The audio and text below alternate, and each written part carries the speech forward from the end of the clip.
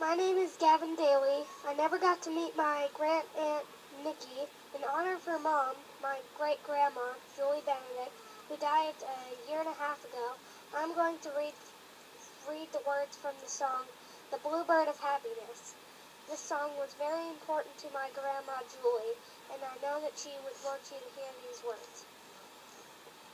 The beggar man and his mighty king are only different in name, for they are treated just the same by fate.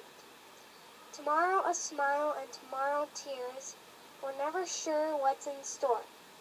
So learn your lesson before too late, so be like I. Hold your head up high till you find the bluebird of happiness. You will find greater peace of mind knowing there's a bluebird of happiness. And when he sings to you, though you're deep in blue, you'll see a ray of light creep through. And so remember this, life is no abyss. Somewhere there's a bluebird of happiness. The poet with his pen, the peasant with his plow, it makes no difference who you are, it's all the same somehow. The king upon his throne, the jester at his feet, the actress, artist, the man on the street. It's a life of smiles and a life of tears. It's a life of hopes and the life of fears. A blinding torrent of rain and a brilliant burst of sun. A biting, tearing pain and bubbling, sparkling fun.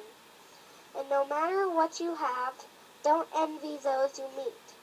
It's all the same, it's in the game, the bitter and the sweet. And if things don't look so cheerful, just show a little fight. For every bit of darkness, there's a little bit of light. For every bit of hatred, there's a little bit of love. For every cloudy morning, there's a midnight moon above. So don't you forget, you must search till you find the bluebird of happiness. You will find peace and contentment forever. If you believe like I, hold your head up high till you see a ray of light. And so remember this. Life is no abyss. Somewhere there's a bluebird of happiness.